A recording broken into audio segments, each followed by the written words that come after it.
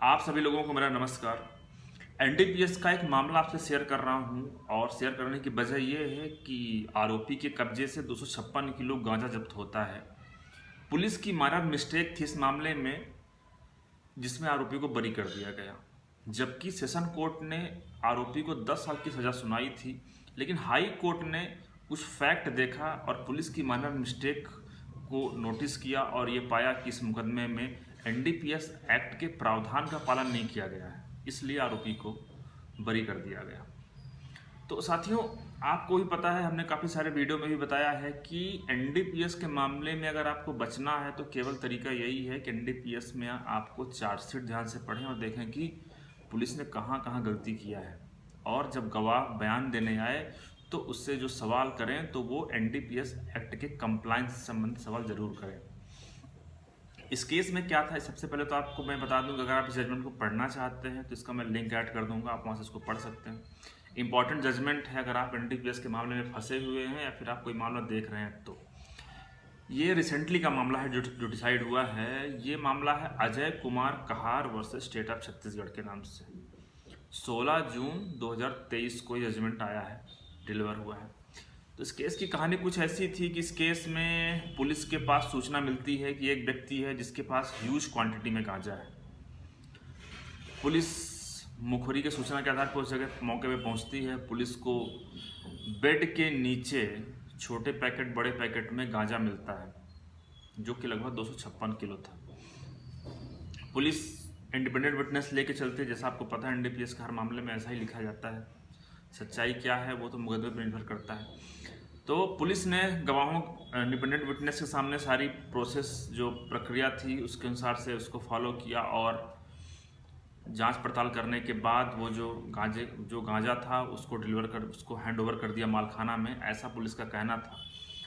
उसके बाद मामले में चार्जशीट फाइल हुई, गवाहों के बयान हुए, आरोपी से पूछा गया भाई डिफेंस में क्या कहना चाहते हो, आरोपी बनाया गया तुम्हें। आरोपी ने कहा कि जिस जगह से गांजा जब्त हुआ वो जगह का मालिक मैं नहीं था, वो गांजा मेरा नहीं था, इसलिए मैं इस मामले में निर्दोष हूँ, ऐसा कह के उसने अपना डिफेंस स्टेटमेंट दिया, जिसको हम मुलजिम बयान कहते हैं। सेशन कोर्ट ने मामला देखा और आरोपी को 10 साल की सज़ा और 2 लाख रुपए जुर्माने से दंडित किया, और अगर ये भी कहा अगर जुर्माना नहीं भरोगे तो 1 साल सज़ा और भुगतनी पड़ेगी, ऐसा कह के जजमेंट आया सेशन कोर्ट का। अपील की गई हाई कोर्ट में।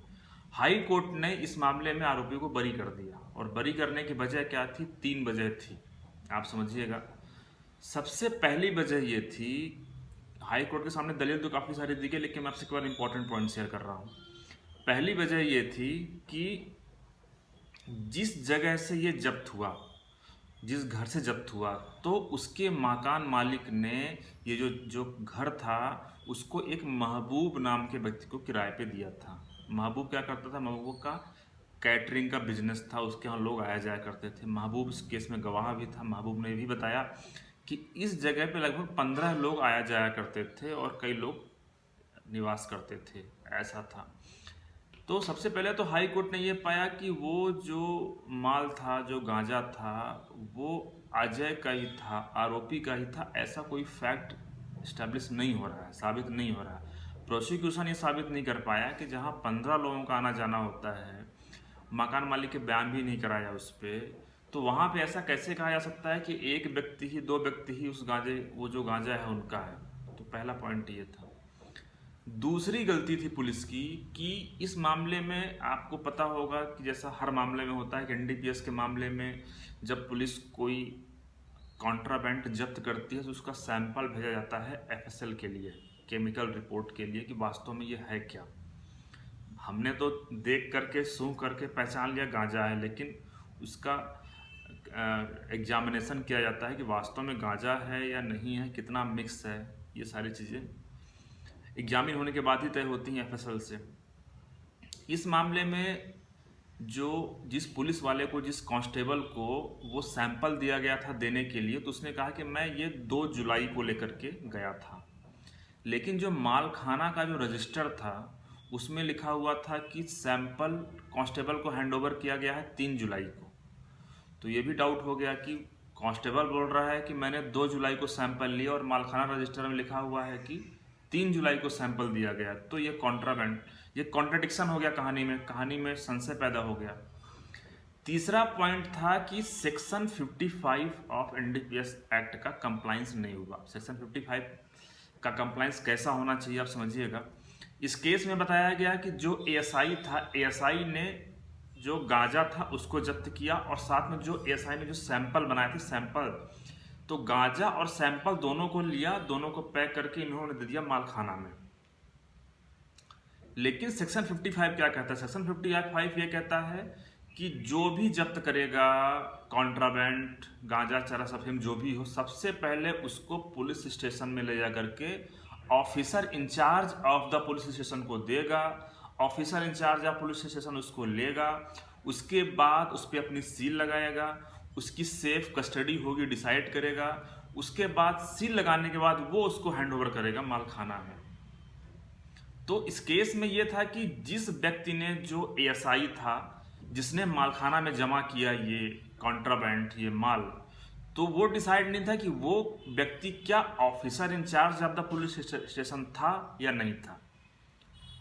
अगर वो ऑफिसर इंचार्ज था तो ये फैक्ट में नहीं, केस में नहीं आया कि वो ऑफिसर इंचार्ज पुलिस स्टेशन का था। और अगर वो नहीं था तो ये फैक्ट कहीं नहीं है कि उसने ले जा करके थाने में officer in charge of the police station को वो गांजा दिया था, उसको वो सुपुर्द किया था। तो ये जो फैक्ट था केस का, मतलब सेक्शन 55 का नॉन कंप्लायंस हुआ।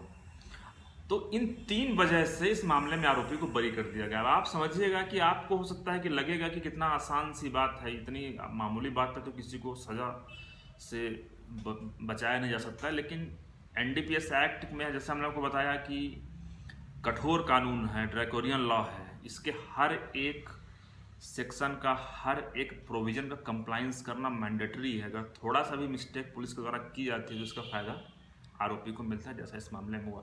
जजमेंट पढ़ना चाहेंगे तो लिंक ऐड कर दूंगा, आप वहां से इसको पढ़ सकते हैं। धन्यवाद साथियों।